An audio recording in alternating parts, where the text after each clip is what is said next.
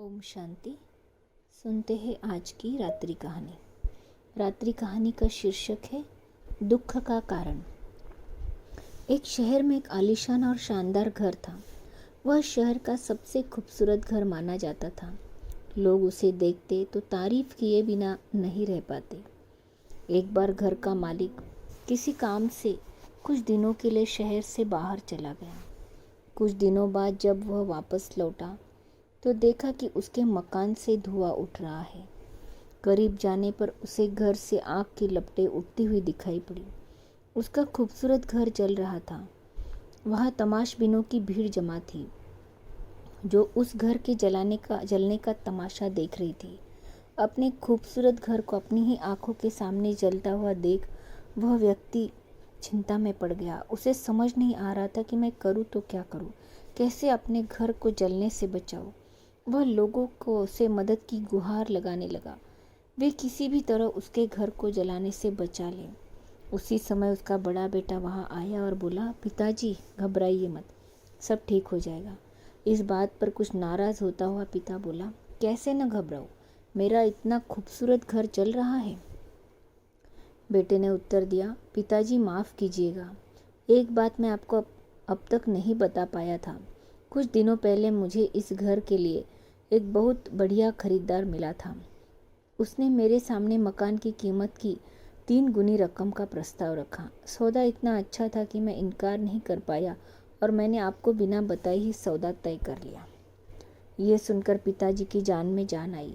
उसने राहत की सांस ली और आराम से यूँ खड़ा हो गया जैसे सब कुछ ठीक हो गया हो। अब वह भी अन्य लोगों की तरह तमाशबीन बनकर उस घर को जलते हुए देखने लगा। तभी उसका दूसरा बेटा आया और बोला, पिताजी हमारा घर जल रहा है और आप खड़े हैं कि यहाँ खड़े होकर इसे जलता हुआ देख रहे हैं, आप कुछ करते क्यों नहीं।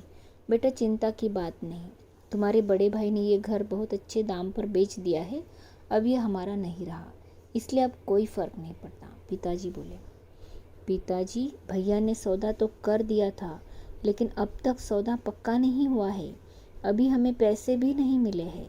अब बताइए इस जलते हुए घर के लिए कौन पैसे देगा। यह सुनकर पिता फिर से चिंतित हो गया और सोचने लगा कि कैसे आग की लपटों पर काबू पाया जाए। वह फिर से पास खड़े लोगों से मदद की गुहार लगाने लगा। तभी उसका तीसरा बेटा आया और बोला, पिताजी घबराने की सच में कोई बात नहीं है, मैं अभी उस आदमी से मिलकर आ रहा हूँ जिससे बड़े भाई ने मकान का सौदा किया था। उसने कहा है कि मैं अपनी ज़ुबान का पक्का आदमी हूँ। मेरे आदर्श कहते हैं कि चाहे जो भी हो जाए अपनी ज़ुबान पर कायम रहना चाहिए, इसलिए अब जो हो जाए, ज़बान दी है तो घर ज़रूर लूँगा और उसके पैसे भी दूँगा। पिताजी फिर से चिंता मुक्त हो गया और घर को जलते हुए देखने लगा। सीख मित्रों, एक ही परिस्थिति में व्यक्ति का व्यवहार भिन्न भिन्न हो सकता है और यह व्यवहार उसकी सोच के कारण होता है। उदाहरण के लिए जलते हुए घर के मालिक को ही ले लीजिए।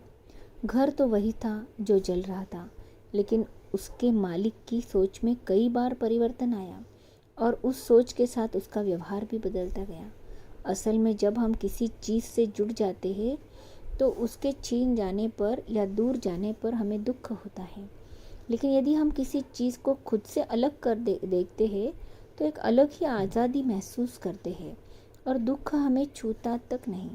इसलिए दुखी होना और ना होना पूर्णतः हमारी सोच और मानसिकता पर निर्भर करता है। सोच पर नियंत्रण रखकर या उसे सही दिशा देकर हम बहुत से दुखों और परेशानियों से न सिर्फ बच सकते हैं बल्कि जीवन में नई ऊंचाइयां भी प्राप्त कर सकते हैं। अच्छा, ओम शांति।